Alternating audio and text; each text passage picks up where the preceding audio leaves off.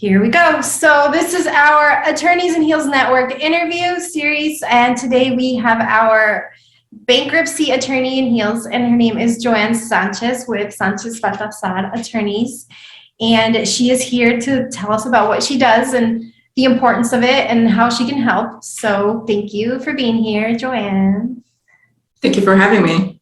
Yeah, so I think one of the things about bankruptcy is that there's a lot of misconceptions out there about what it really is and how it can help you. What do you think the biggest misconception is about bankruptcy? I mean, you can start by telling us a little bit about what it is in case people are not aware exactly of how that works. Yeah. So bankruptcy is a federal law that allows individuals that are finding it difficult to pay for debt, whether it's medical bills, credit cards, maybe cars that were repossessed, maybe they have a lawsuit. This law allows them to be able to get rid of that debt, sometimes not having to pay any of it back, while keeping personal property, your car, money that you may have in a bank account, and keeping that safe from creditors wanting to come after it, and giving you peace of mind, which is priceless. Right. Yeah. So you're saying that it protects certain assets, right? Like does it protect all your assets? What are the? Yes. Well, no. It will protect up to a certain amount, and it really depends on what type of assets you have. Some individuals may have just a car, they rent, they don't have a home. But if you have a property, the law did change last year where you're allowed to have a good chunk of equity in your property and still be able to get rid of credit cards, medical bills, and stuff like that. So definitely you can protect everything if you maybe not have a lot, but you can protect up to certain amounts if you have significant amounts of real property and personal property. So if I have like a vacation home, that's not an asset I can protect? You can protect up to a certain amount. So it depends. So it's a dollar amount, not like an asset type, right? Correct. It depends upon how much the value is. If you have maybe a mortgage over it, and most equity is not a lot. And by equity, I mean the value of the house, property, and minus whatever you owe on mortgage, any liens that you may have, that will give you the equity amount. So it really depends upon how much that amount is. And yes, it's not per property, but the value of that property. Right. So if I own a home and I have a bunch of credit card debt and I'm stressed out, I can't pay for it, have collectors calling me, there's a way where you can obtain peace of mind by legally getting rid of that debt and still being able to stay in your home, correct? That is correct, yes. So tell us about student debt. I know there's a lot of talks about student debt right now because of, Navient just got sued and for predatory practices. And so a lot of people are getting their debt discharged. However, how is that different in bankruptcy? Well, in bankruptcy, unfortunately, we still don't have laws that will allow us to get rid of student debt. I know it's a very common issue with a lot of people, but unfortunately, up until this point, we don't have anything that says you can discharge student debt. There is some laws that allow you to do that, but unfortunately, it's very hard for you to qualify while in bankruptcy to get rid of student debt. Yeah.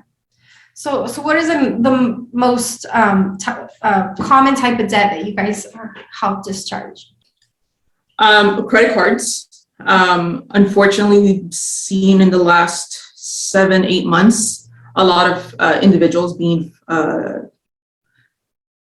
sued for failure to make their credit card payments.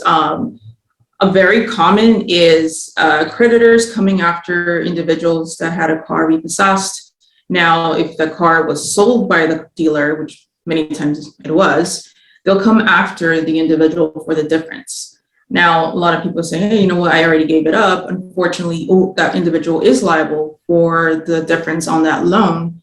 And these creditors are very harsh. They will come after you and they will file a lawsuit, even for very small amounts, which is something very surprising. They will file a lawsuit for about $3,000 and get a judgment. And even though they know that the person may not pay, that judgment just keeps accruing in interest. And over time, unfortunately, I've had some individuals come after a couple of years for a very minimal amount, now thousands of dollars, and now it's a judgment. Yeah, so if you get served with paperwork from a creditor, make sure to call you right away, right? Correct. And a lot of the individuals for now have a home, maybe for debt that was many years ago. And now they are risking having a judgment on their property. And a lot of people are also trying to refinance because of the low interest rates. And now they come to find out years later that there was a judgment and they can't refinance their home because there's that judgment that's been sitting there waiting for them to now want to refinance or sell, and they have to now deal with that judgment. Yeah. So you definitely do not want that. Mm-hmm. So tell people what a judgment is and how people usually get it. Because I know some people, like, they get served and you get stressed out, right? You get stressed out, the creditor's coming after you and you want to ignore it. You don't want to do anything about it.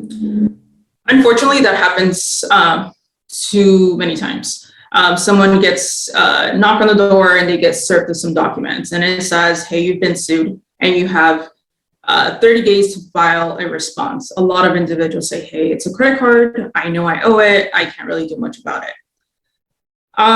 So the best thing is to call someone, an attorney preferably, that will tell you, hey, look, these are your options. Option one, you can go ahead and fight the lawsuit, or option two is, hey, if you can't pay this debt and you have other debt you want to get rid of, why not file bankruptcy and get rid of all debt, stop that lawsuit, and get rid of them and not have to pay an attorney to fight something that eventually you're going to have to owe. And then like that, you just get rid of all debt. Now, what is a judgment? A judgment basically is if you allow that lawsuit to proceed, the creditor will file. If you don't file anything, they'll win by default. Now, whatever amount that they say that you owe, that is something you're going to have to owe. Now they'll tag on their attorney fees and all the other expenses they had to incur to bring this lawsuit forward. And now they'll get the order from the court saying, so-and-so now owes $20,000. And it's a court order, judgment is a court order that basically says so-and-so owes this much. Now, the creditor is now able to use this document, this judgment, and can come after the individual for maybe to levy their accounts, garnish wages, which they've been doing a lot lately. And unfortunately, it's even for individuals that get minimum wage. So now you're going to have to be stressed. Hey, can I have money in the account? What if I have a property? Now they're going to have that judgment against their property, money in the account. They'll come after that as well. Right. So a judgment, in essence, is a declaration from the court that you owe the money and you have to pay it, right? Correct. So what, in essence, you're telling me is if I get served and I completely ignore it, that the judge, and I completely ignore it, this creditor is going to, go to court and be like, she owes me this amount of money. And if the other party doesn't show, the court's going to be like, okay, well, I guess they do because they're not fighting it. Correct. Yes. Yeah, so that's like one of the biggest things about ignoring when creditors come after you, that you're still going to have to pay anyway. So might as well call an attorney and do something about it versus ignoring it and making it a lot more significant, I would say, right? Correct. A judgment will not just sit there. If they claim that you owe them $20,000, it will not just sit there and stay at $20,000. A judgment will continue to accrue annual interest.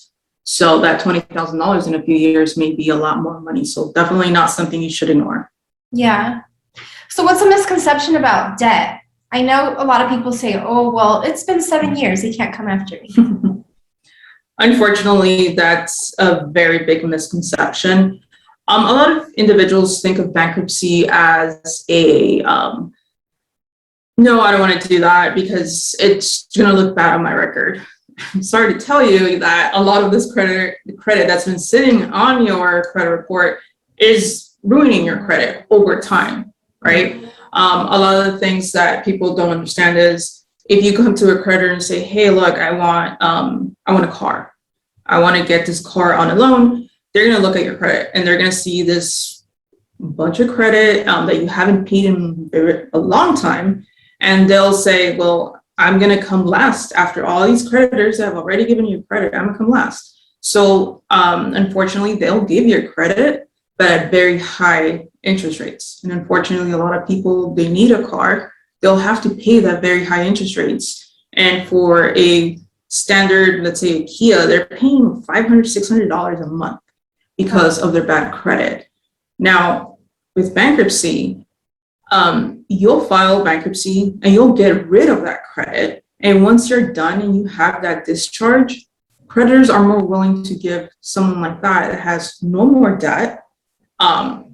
They're willing to give you that person credit because not only that they not have debt, but at the same time, they know that this person cannot file bankruptcy until another 8 years.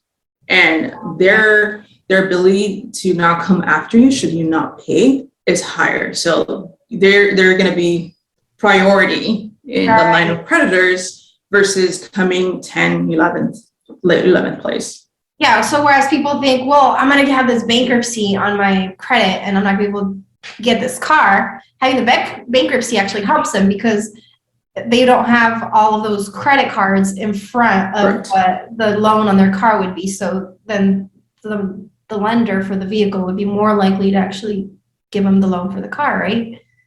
Correct. And another thing to consider is we've compared a lot of the times is like what your credit score is right now before we file. And then after filing bankruptcy, your credit is only going to keep, your credit number is only going to keep going up because again, you're starting fresh. Yeah.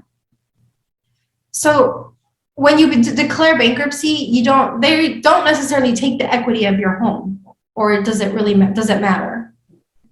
It depends. So it depends on how much equity you have. A lot of the times is people just say, hey, I want to file bankruptcy. One of the things I like to do first is, okay, what is your assets, right? Any property that you may have not only under your name, but partially under your name. Some individuals, maybe mom, put a property, added this individual on the property. All those things are very important to let your attorney know before filing, because you don't want to find out later that, oh, okay, I couldn't protect that and I already filed bankruptcy. It's a big no-no. There's all this analysis that has to be determined before filing, because if that's the case, we want to take the best route. Maybe like Chapter 7 is not the best one for you. Maybe a different chapter, maybe Chapter 13 is best. So it all really depends on your financial situation, any assets that you have an interest in, whether 100%, just partial, even if it's partial, how much is it worth now? And we have to analyze all that before, you don't want that bigger headache after filing. So you recommend that they sit down with you and you'll do an asset assessment, like a credit and asset look to see what's going to be the best route for them. So you mentioned Chapter 7 and Chapter 13. You and I know what that is, but let's tell people what that means exactly. Sure. Chapter 7 basically is businesses and individuals could file Chapter 7. Basically, what that is you have debt, you can't pay. A lot of it, most of the time, is unsecured. Again, credit cards, medical bills, repossessions, maybe some judgments. That is that you're saying, hey, look, I barely make enough money to pay my everyday essential items, food, rent, insurance. I don't have extra money to pay for everything else. So what that Chapter 7 will do is completely discharge your unsecured debt. You don't have to be liable for it. After you get that court order, you're done. No one can come after you that debt. However, a Chapter 13, and the Chapter 7 is really short, it's like 3-4 months. Chapter 13 is a different bankruptcy chapter wherein it's a reorganization. Sometimes, especially right now with COVID, Some people fell behind in their cars, paying car payments, maybe their home payment. Now they're behind, let's say, 3 payments, and they can't afford to pay all of it at once. We all know creditors, a lot of times, they don't want one payment. They want all of it upfront. In bankruptcy, basically what it does is we create a plan where you say, hey, look, these 4 payments that this individual was not able to pay, we'll put it in a plan, maybe a 3 or 5 year plan. And now you make plan payments. You pay over time that amount you fell behind on, while now maintaining whatever mortgage card payment you have. And also if you have credit card debt, medical bills, stuff like that, we can also get rid of that. It's just a longer period of time, 3 to 5 years, because there is that plan payment. Right. I also do Chapter 11s, which is could be for individuals and businesses. And that one, what it does, it also works like a Chapter 13, where we reorganize either your individual debt, business debt, for you to maintain your house or your rental properties and your business open and profitable at the same time. Oh, okay. So whereas the Chapter 7 erases the debt, your 11 and your 13 finds a easier way for you to cover the debt by reorganizing what those payments would look like for you, so that you don't have to dump a bunch of cash up front that you don't have to catch up, right? Correct. And at 13 and 11, you are able to discharge that unsecured debt as well. Credit cards, medical bills, and all that stuff. It's just that you have to finish that plan payment, which is 3 to 5 years, and then you get that discharge on the unsecured debt. So it's just a longer period before it's completely erased, right? Yeah. Discharge, correct. Okay. Discharge. Mm-hmm. All right. So misconceptions are definitely that credit disappears after. I mean, that your debt disappears after 7 years, right? I know. I hear a lot of people say that, like, "Oh, it's been 7 years. I don't have to worry about it." Unfortunately, yes, it's a very big misconception, and people a lot of the times don't even know they have judgments. I've had actually 2 individuals in the last month come to me that are trying to refinance their home, and they didn't know that they had a judgment that's been sitting there and just accruing interest. So yes, a lot of people don't even know what's on their credit, unfortunately, or sometimes it doesn't show up on your credit. It just shows when you are trying to do something that's trying to save you some money. Yeah, that's definitely something to know. If you have any judgments, that can get pretty ugly pretty quick, right? Correct. So when they're enforcing a judgment, they can come after anything. Is that correct? They can come after, and it all really depends. They definitely could come after your wages, which obviously a lot of us need for everyday essentials. You're not expecting someone to say, "Hey, we're gonna take a chunk of your pay stub every time you get paid."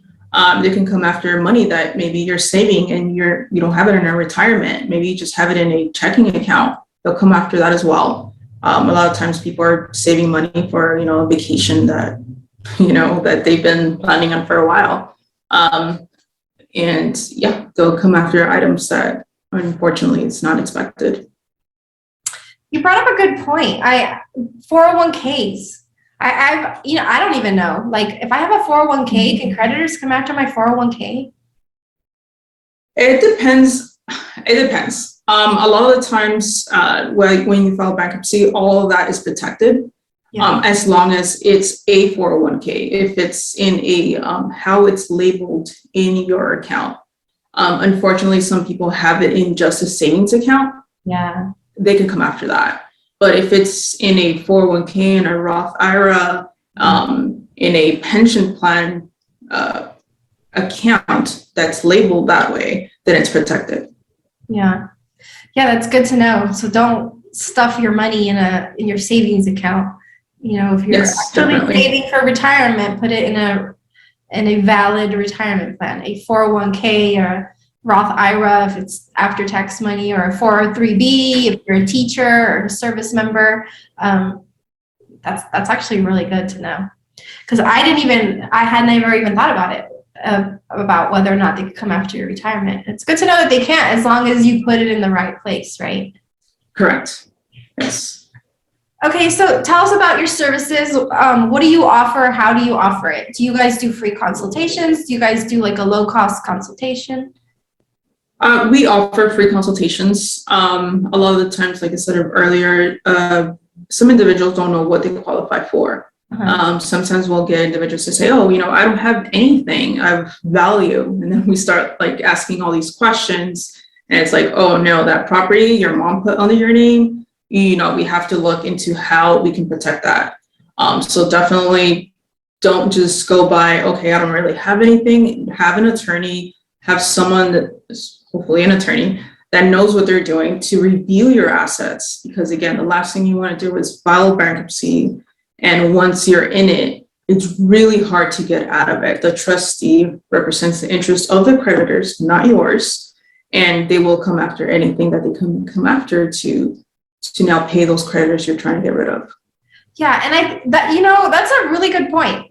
In the Latino community, we tend to have our assets and our kids' names. Like your dad doesn't want that in his name, so he puts it under his son's name, and then before you know it, like there's assets that you think belong to you, but they're in somebody else's name, or they do belong to you, but they're titled in somebody else's name. And then when it comes time to, you're filing bankruptcy and somebody else has your assets, that can also be a problem. I know that that's very prominent, so I'm sure you guys know to ask that, right? Definitely, it happens a lot. Yes. Yeah. When I deal with Hispanic-owned businesses too, that's like one of the things I have to ask. Like, okay, so who owns this business? Yeah, correct. Yes, it's a very important question, especially again, like you said, some parents will put properties on their kid's name, and then the kid's name just, she might have said that, and a lot of times it's like 75%, and here you're claiming that you don't have anything, and unfortunately, in your mind, you think it's not mine. It's like my mom's, but here in the U.S., it's what's on paper. And now we have to contradict what's on paper and make sure you do it before someone else notices. Right. So make sure that they talk to you so you can strategize how you're going to tackle their debt and whether or not it's beneficial to file first of all, right? Correct. Yes. So you offer free consultations. How do we reach you? I can be reached at our office number. Another best way is email, text messages. Our number is 760-302-4652. And my email is joanne@sanchezbaltasar.com.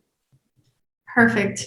Okay, so I also like to throw in some fun facts about our attorneys in heels. What are some fun facts about you, just to keep it lighthearted? Because I know we as attorneys come off very square a lot of the time, but we're actually really fun people. So tell us something about you. I'm very spontaneous. I like to just on weekends just go somewhere without planning it. A lot of the times it's hiking, just finding a cool spot. Even if it's not here in San Diego, I will travel to hike at really cool places. I'll find very hidden spots. Ended up in Julian not too long ago. And I just, I love being outside. That's one of the things I love to do. It's very relaxing. I like to travel as well out of the country, which unfortunately due to COVID haven't done, but looking forward to that. Yeah. Yeah. Well, that's fun. So you just like end up under the stars somewhere, huh? Yes, definitely. Hopefully next one I end up in Santa Barbara or something. We'll see. Yeah. Oh, it's so beautiful up there. I know there's a lot of camping places up there along the coast. I did a trip about a year ago, and that was pretty cool. Well, thank you for being with us. We're so excited that you were able to share with us all the different things that you can do to help people deal with their, with their debt, with their credit card debt, with their medical debt, any collections that people have. You do have options. You can talk to an attorney. Joanne will give you a free consultation. I can get you guys in touch with her. You could just go to our website, our attorneysinheels.com website, and I can get you guys in touch as well, so that you guys can talk to her about reorganizing your debt so you're not stressed out about creditors coming after you. There are options for you, and it's very important to talk to an attorney before you just go and file bankruptcy. And yeah, I think what you do is really important. It gives people peace of mind. I know a lot of people who have been stressed. COVID caused a lot of people to lose their jobs and they weren't able to pay their debts. And then now you have creditors coming after you. So why not call Joanne to get a little peace of mind, right? Of course. All right, well, thank you so much. We are so happy to be here with you guys. Feel free to reach out to us, attorneyinheels.com. We'll get you to any of our attorneys, and we'll see you next week. We will have our personal injury attorney in Heels. So everybody have a good night, and feel free to reach out to us if you need us. Thanks, Joanne. Thank you.